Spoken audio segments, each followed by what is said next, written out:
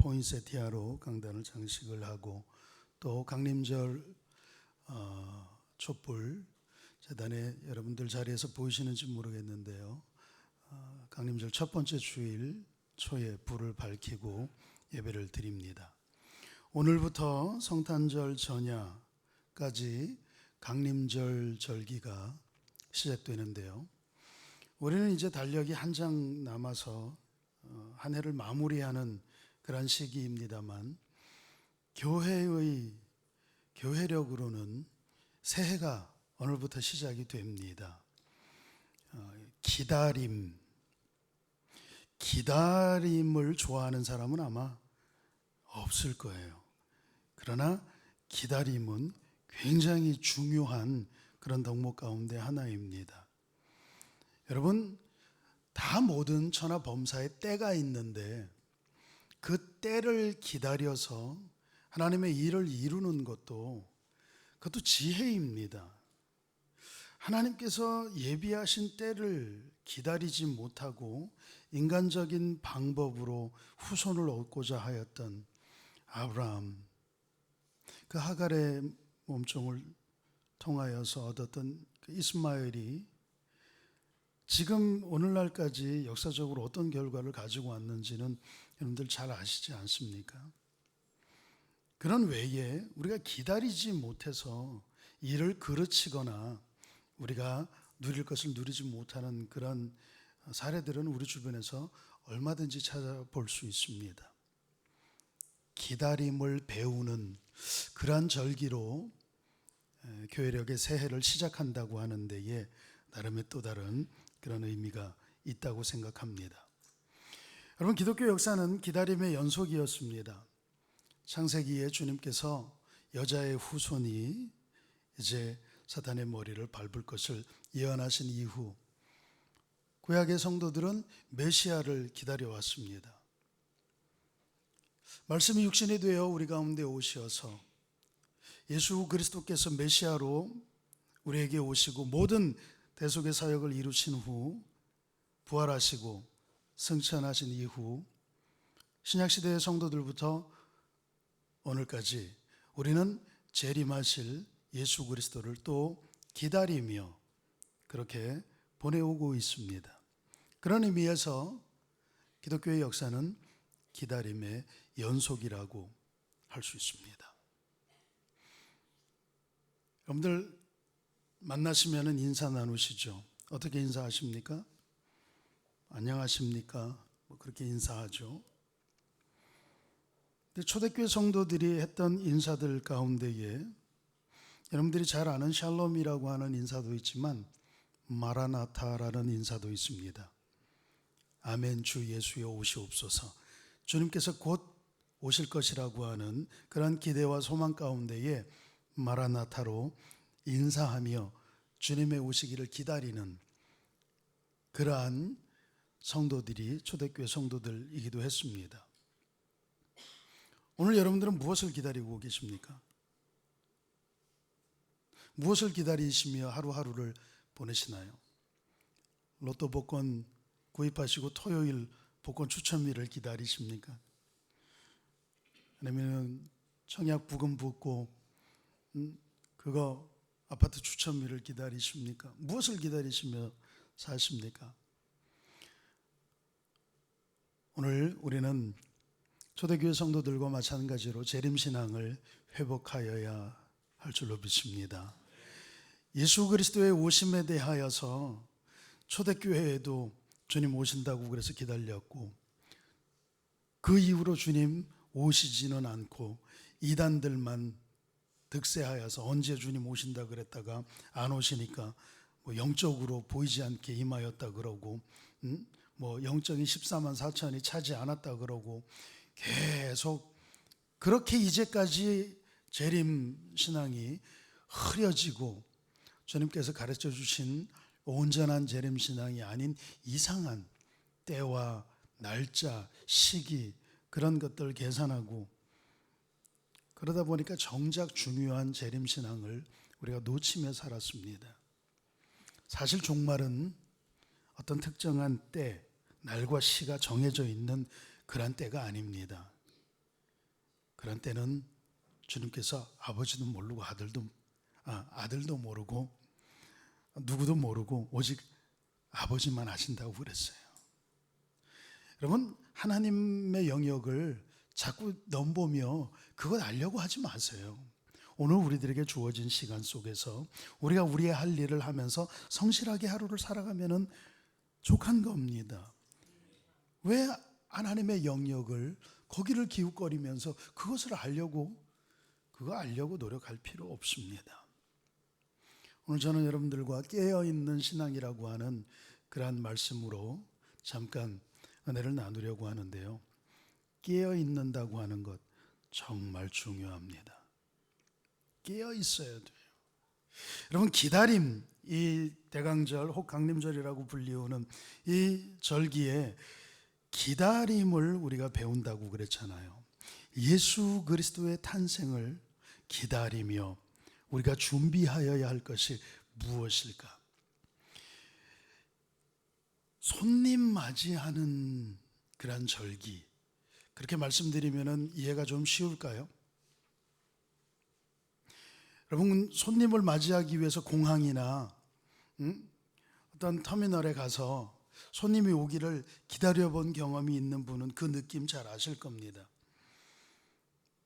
공항에서 몇 번 출구로 이제 나온다고 그러면 그 출구 앞에 가서 기다립니다. 이제 나오나 저제 나오나. 그 기다리는 사람의 자세가 어떠합니까? 거기서 졸고 있으면 안 되죠. 스마트폰으로 놓친 드라마 보고 있어도 안 됩니다. 게임하고 있어도 안 되고요. 나오는 출구 방향을 집중하여서 언제 오시나. 제가 양양교회에 있을 때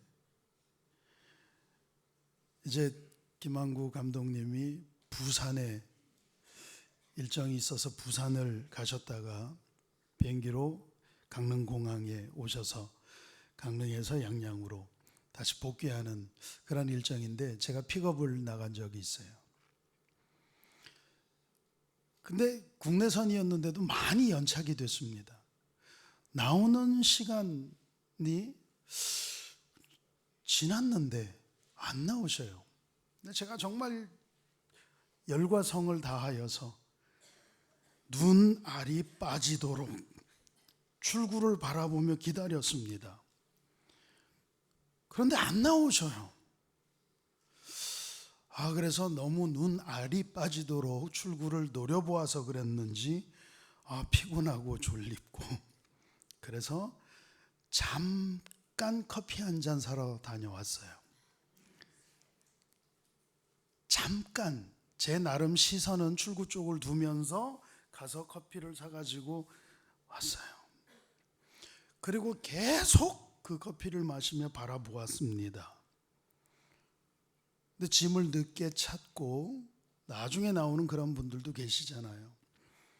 거의 이제 빠져나오는 승객들이 줄어들다가 이제 한 명씩 이상하다. 이렇게 늦게 나오실 리가 없는데, 짐도 없는데, 찾으실 짐도 없는데. 전화를 드려봤어요. 아직 안 나오셨습니까? 그랬더니 이 사람아, 벌써 목소리 톤이 화가 나시는 거예요. 자네 뭐 하는 사람이야? 그러더니 전화를 끊으셨어요. 얼른 주차장으로 막 뛰어갔는데 안 계셔요. 차를 몰고 얼른 강릉 시외버스 터미널로 뛰어갔는데 차에 오르시는 모습을 멀리서 봤어요. 버스 타고 집에 가셨어요. 그래서 양양터미널에 제가 먼저 도착해서 거기서 감독님 타시라고 그랬는데 이미 화가 단단히 나셔서 거기에 있는 장로님, 손정호 장로님에게 픽업을 나오라고 그래서 그 장로님 차를 타고 가버리시고 저는 뒤쫓아가면서 참 언제 나오셨지? 나중에 알고 봤더니 제가 잠깐 커피 사러 갔다 나온 그때. 여러분, 기다리는 사람은요, 한눈 팔면 안 됩니다. 늘 집중하여야 돼요. 우리가 지금 졸고 있고 잠자고 있고 그럴 시기가 아님을 우리가 알아야 되는데요, 깨어 있어서 주의 말씀에 집중하고 예수 그리스도에게 집중하는 그런 은혜가 여러분들에게 있기를 축원합니다. 그게 은혜예요. 깨어 있는 것이 은혜입니다. 잠자는 것이 아니라 깨어 있는 것이 은혜인 바, 사도 바울이 오늘 우리들에게 깨어 있는 것이 어떤 것이냐, 이 강림절기에 예수 그리스도를, 인류 최고의 손님으로 오시는 예수 그리스도를 맞이하기 위해서 우리가 깨어 있는 모습이 어떠한 모습이냐, 그것을 본문에 잘 설명을 하고 있습니다. 예수 그리스도로 옷 입고, 예수 그리스도로 옷 입는 것을 깨어 있는 것이라고 그렇게 바울은 우리들에게 이야기를 하고 있어요. 여러분, 예수 그리스도로 옷 입고 계십니까? 우리가 예수 그리스도로 옷 입은 것 같이 생각을 하기가 쉬운데, 이 단어가 갖는 의미가 상당히 깊습니다. 그냥 우리가 이렇게 옷 하나 걸치는 것, 이런 것을 의미하는 단어가 아니더라고요. 예수 그리스도로 옷 입다 할 때 이 옷 입음, 엔디사스테라고 하는 이 헬라어 단어는요, 그냥 우리가 이렇게 wearing 이런 뜻이 아니에요. 엔디사스테라고 하는 단어는요, 스며들다라는 뜻이에요. 그런 의미가 있어요. 그러니까 어떻게 말씀을 드릴까요? 여러분들이 무슨 연고나 크림 같은 거를 바르면, 핸드크림을 바르게 됐을 때, 핸드크림은 원래 우리의 몸의 일부가 아닙니다. 그런데 그것을 발랐을 때 이 핸드크림이 피부를 침투해서 들어가서 우리 몸에 보습 효과를 주며 몸의 일부가 돼요. 보약을 잡수면 그 보약은 우리 몸의 일부가 원래 아니에요. 그런데 그 보약이 우리 몸에 흡수가 되어져서 우리 몸의 일부로 되죠. 예수 그리스도를 옷 입는다 할 때 옷 입자라는 표현을 엔디사스테라고 굳이 표현한 사도 바울의 의도가 무엇이었을까요?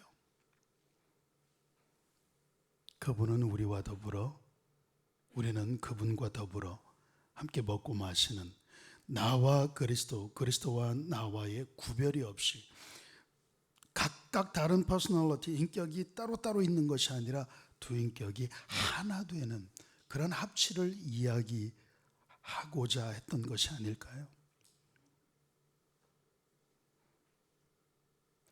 취미생활처럼 교양 있게,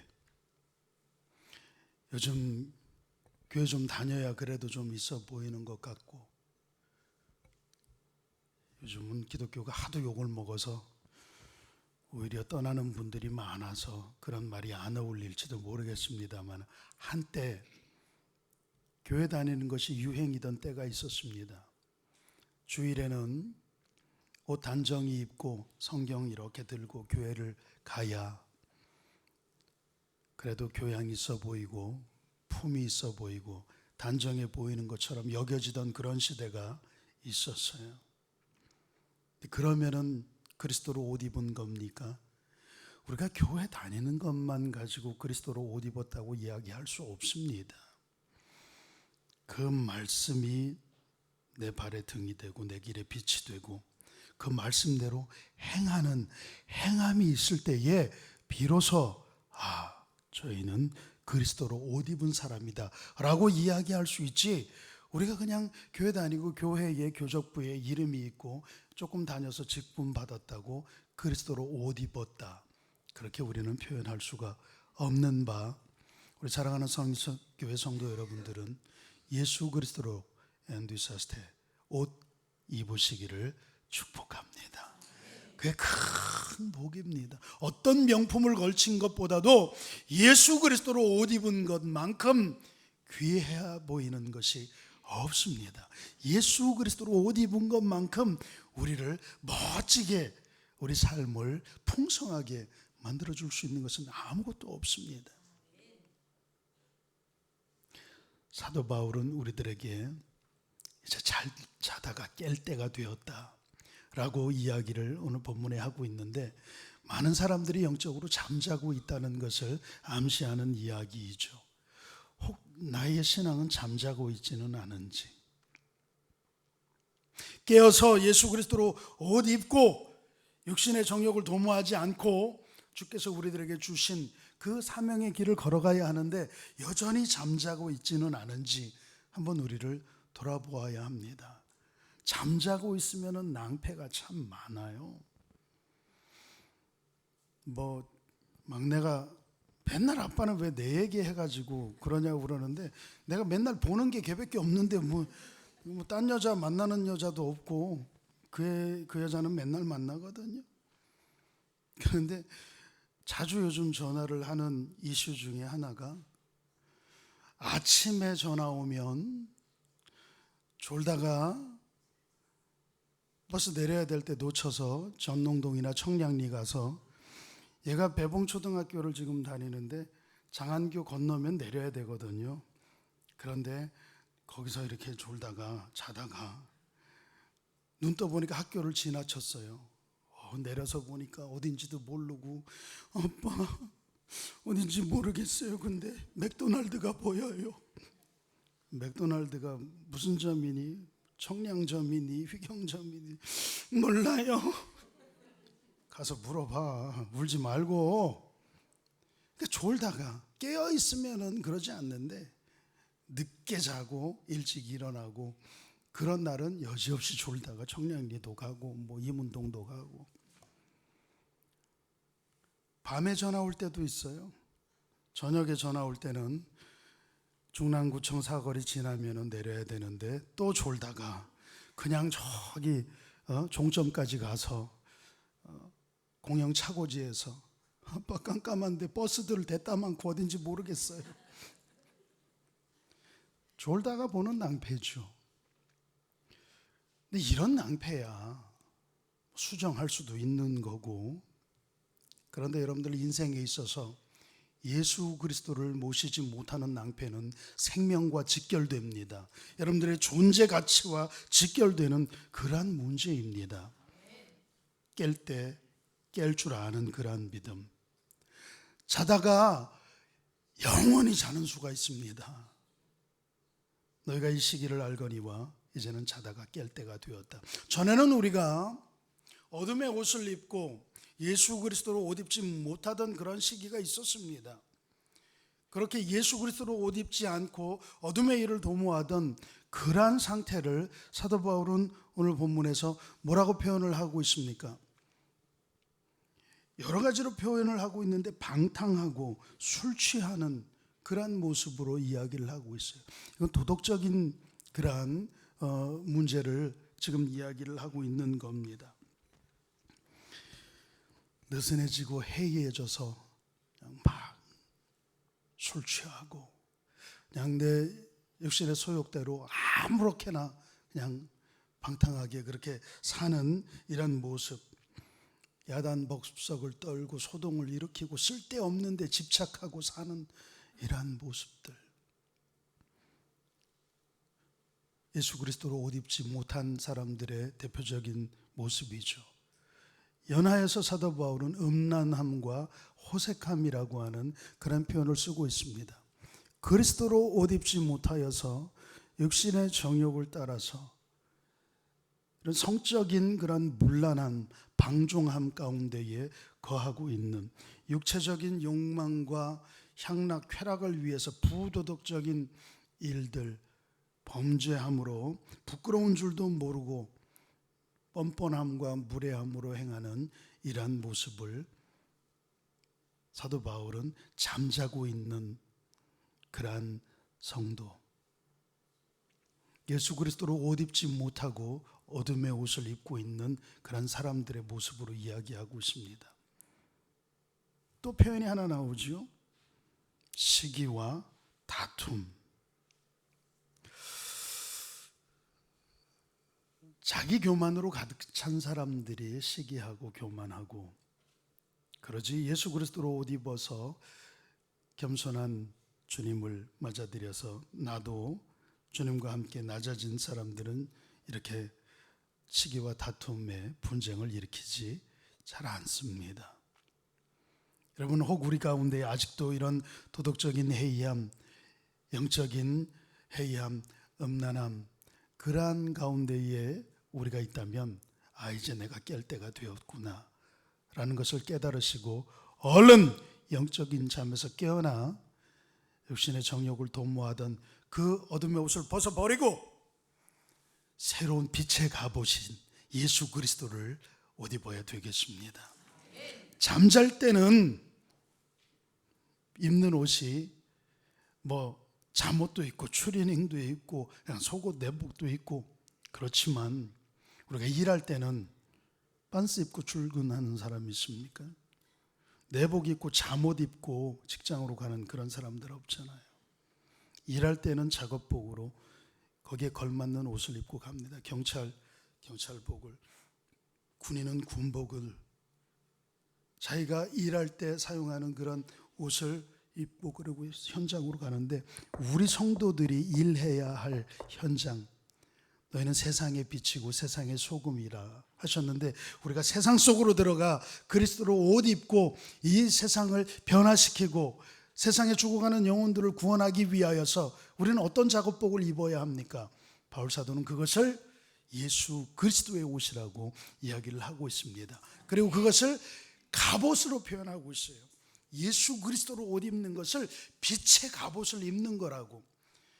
여러분, 갑옷이 패션쇼 할 때 입는 겁니까?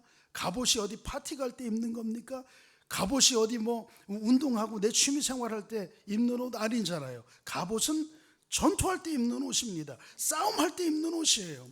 그러니까 예수 그리스도로 갑옷으로 옷을 입는다고 하는 것은 너희들이 이 세상에 가서 영적인 싸움을 싸워야 한다는 것을 암시하고 있는 겁니다. 여러분, 영적인 전투를 하는데, 싸우는데 졸고 있으면서 어떻게 싸움을 합니까? 바짝 정신 차리고 깨어 있어야 합니다. 우는 사자처럼 우리 대적 마귀가 우리를 삼키기 위하여서 어떻게 우리를 공격하는지 몰라요. 내 육신의 정욕과 나 자신과의 싸움, 그 싸움도 얼마나 치열합니까? 손줄로 생각하는 사람들을 넘어뜨리기 위한 사탄의 괴계가 지금도 이 마지막 때에 더 극성을 피우는데, 그럴 때 우리가 졸고 있고 분투와 시기와 음란과 호색과 방탕과 이런 도덕적으로 영적으로 막 음란하게 해이해져 있고 문란하여져 있고 그렇게 졸고 있어서는 우리에겐 영적 전투에서 죽음밖에는 없습니다. 오늘 너희들의 예수 그리스도로 옷 입으라고 사도 바울이 이야기했는데, 이 예수 그리스도는 빛의 갑옷이고 이것은 장식품이 아니에요. 여러분, 신앙생활이 여러분들의 삶을 풍요롭게 아름답게 반짝반짝하게 꾸며주는 장식품이 절대로 아닙니다.